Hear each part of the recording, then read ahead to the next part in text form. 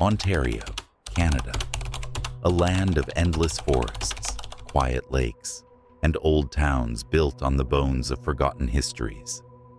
Beneath the beauty, though, are places where the living never walk alone, where voices whisper in empty corridors, and shadows seem to follow you long after you've left. Tonight, we'll wander through some of Ontario's most haunted locations, where history clings like frost, and the spirits of the past refuse to rest. If you dare, keep listening, because once you know their stories, you might feel them following you home. 10. The Gibraltar Point Lighthouse, Toronto Islands. They say the lake hides many secrets, and one of them still lingers around the oldest lighthouse on the Great Lakes. The Gibraltar Point Lighthouse, built in 1808, once guided ships through storms, but its history is stained with blood. The tale begins with John Paul Rattlemuller, the lighthouse's first keeper. On a freezing January night in 1815, soldiers came knocking men said to be drunk, demanding more of his homemade beer. But the night ended in horror. Rattlemuller vanished, and when authorities investigated, they found blood-stained snow and scattered remains buried in the sand. The soldiers were arrested, but never convicted. His body was never recovered. Since then, visitors claim the tower is still watched by the keeper, who never left. They report footsteps echoing up the spiral staircase when no one else is inside. A lantern glows near the top, even when the lighthouse is dark. Some have sworn to see a figure at the windows, staring down at them, as if guarding something he refuses to give up. Imagine standing at the base of that old stone tower on a foggy night. The lake's silent, except for the slap of water against the rocks. Would you climb those narrow stairs, knowing every creak might not be yours, even now? Locals say the air tastes of salt and iron when you get too close, like the memory of a murder that refuses to fade. 9. The Hermitage Ruins, Ancaster. Deep in the woods outside Hamilton lies a crumbling stone shell, half swallowed by vines and silence. The Hermitage ruins are beautiful by day, but by night, they become something else entirely. The story begins in the 1800s, when a wealthy Scottish immigrant named George Gordon built his grand estate here. But tragedy struck when his niece's coachman, William Black, fell in love with her. When Gordon denied the match, William was consumed with despair. One night, he hung himself from a nearby tree. Local legend says Gordon buried him in an unmarked grave on the property, refusing to honor him with a proper burial. And that is where the hauntings began. Hikers and thrill-seekers who wander the ruins at night hear a man's footsteps pacing the broken halls, or the sound of a rope straining in the trees. Some even see a figure in outdated clothes, stepping out from the shadows, his face pale, his body swaying as if suspended from an invisible noose. Even stranger, visitors claim their phones and cameras die suddenly when they approach the ruins, as though the land itself doesn't want to be recorded.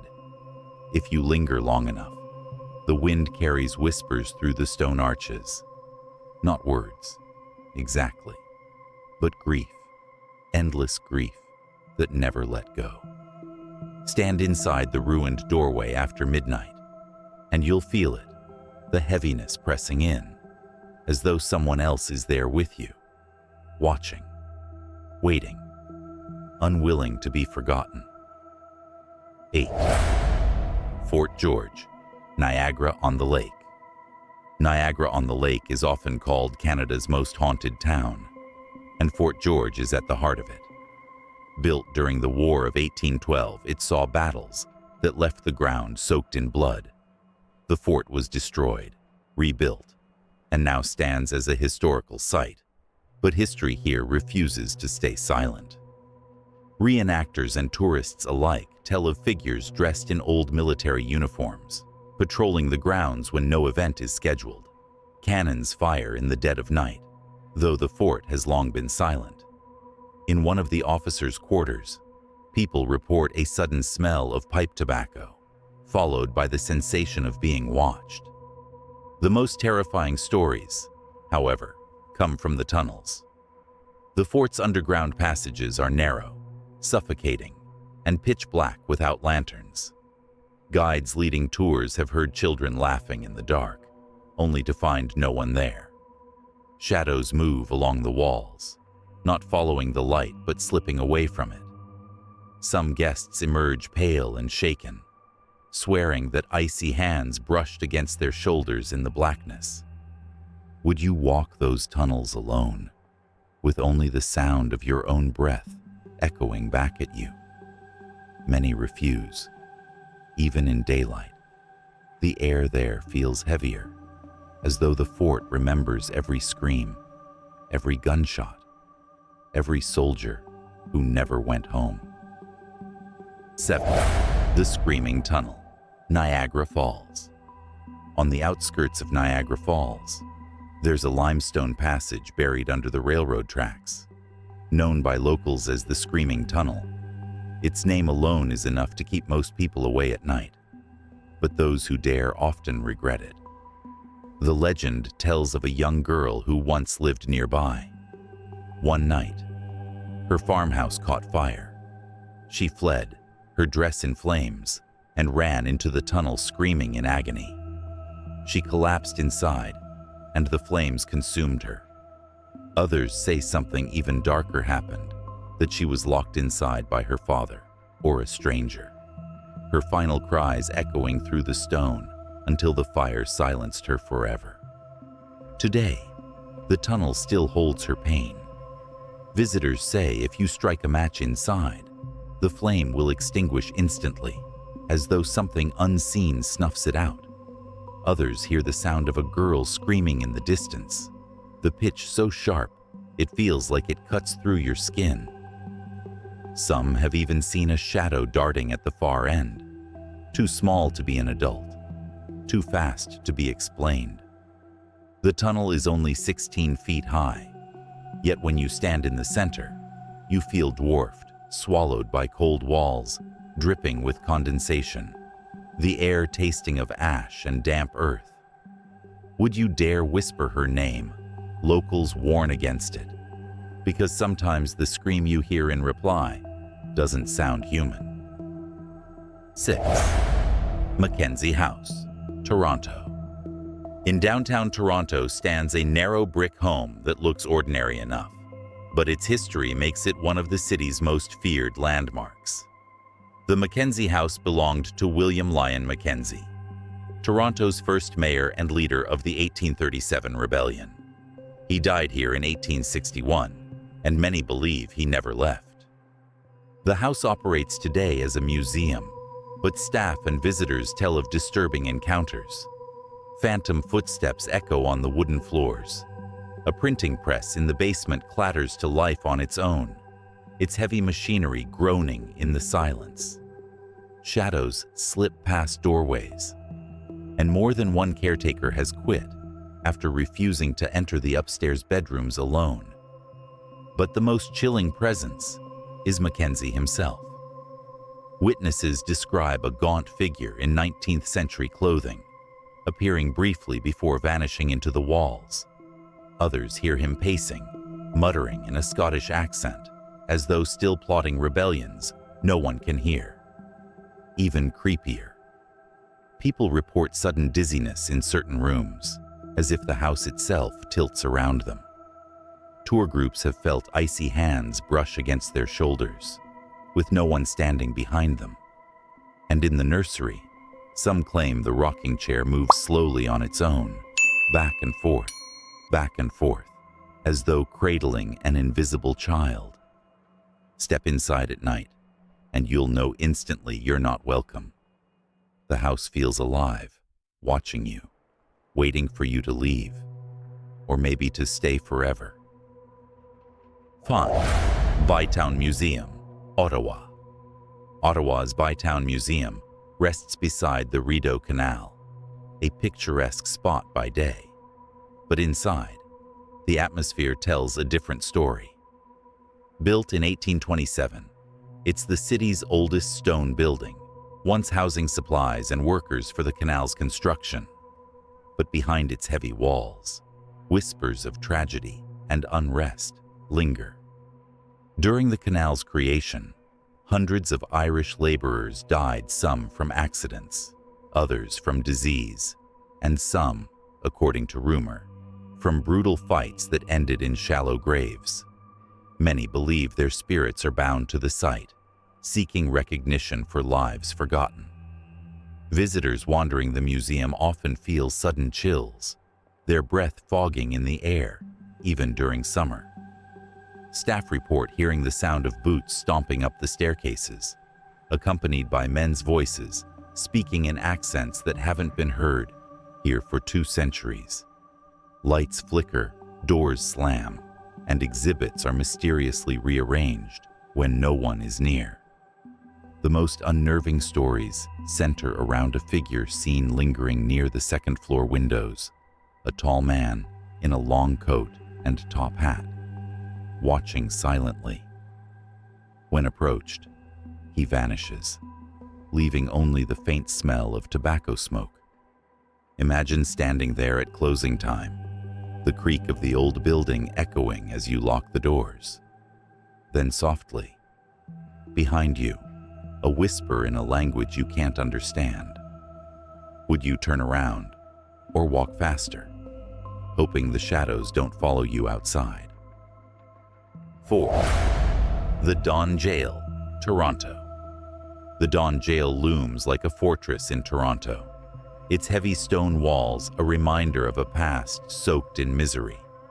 Built in the 1860s, it was once called the Palace for Prisoners because of its ornate design, but inside, it was a place of suffering. Overcrowding, disease, and brutal punishments left a trail of despair that seems to echo even now. Executions were carried out here, the gallows standing in grim silence after each death. The final hanging took place in 1962, and since then, people say the condemned never left. Staff who worked in the building before its closure whispered of footsteps pacing the corridors long after the cells were empty. Some even heard the clank of chains dragging across the floors, as though the prisoners were still serving their sentences in death. Visitors claim to feel sudden suffocating pressure on their chests while walking through the old wings. Others glimpse fleeting shadows slipping past barred windows, too fast to be flesh, too solid to be tricks of light. In certain cells, the smell of sweat and iron still clings to the air, an imprint of lives lived in fear. One chilling account tells of a guard who entered a solitary cell to check it. When he stepped back out, he swore someone whispered his name directly into his ear. But when he turned, the hallway was empty. Would you dare to stand inside one of those tiny cells, close the heavy door, and wait? Many who tried say they left shaking, convinced they weren't alone. 3. The Elgin and Winter Garden Theatre, Toronto. Beneath the glow of Toronto's bustling downtown lies a double-decker theatre, unlike any other in the world, the Elgin and Winter Garden.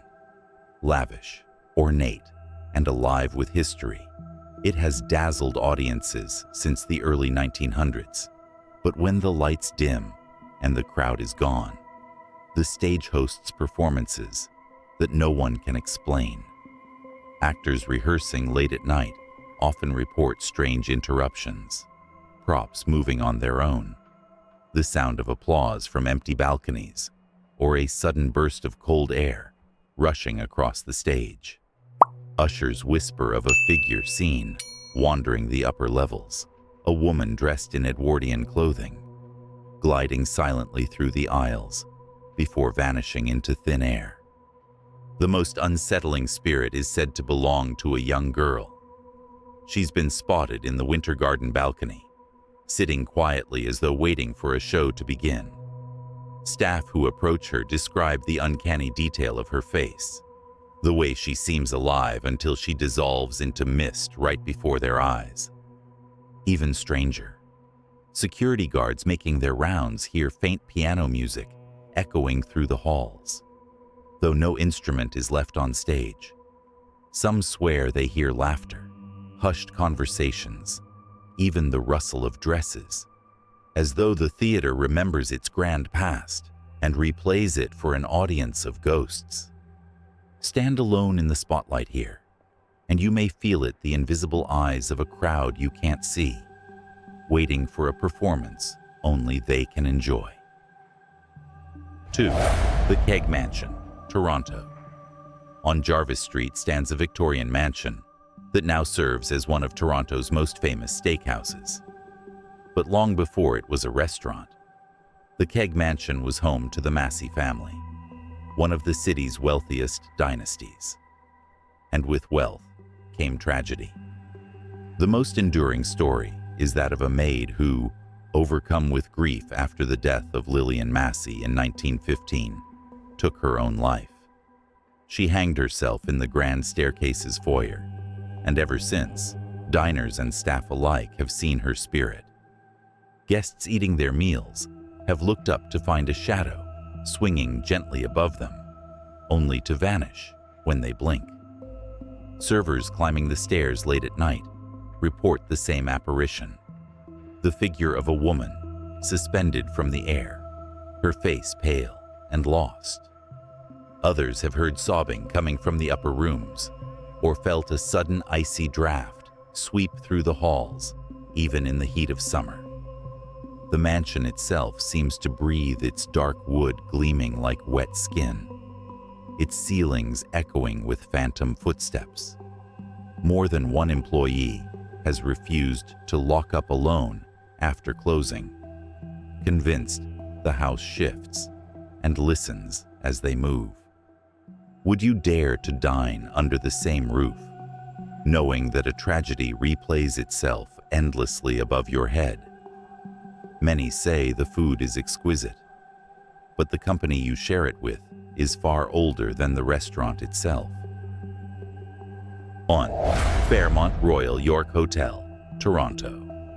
Rising like a castle in the heart of Toronto, the Fairmont Royal York is one of Canada's most luxurious hotels.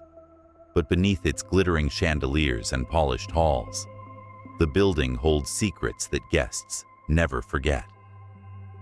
Opened in 1929, the Royal York was meant to embody elegance and modernity.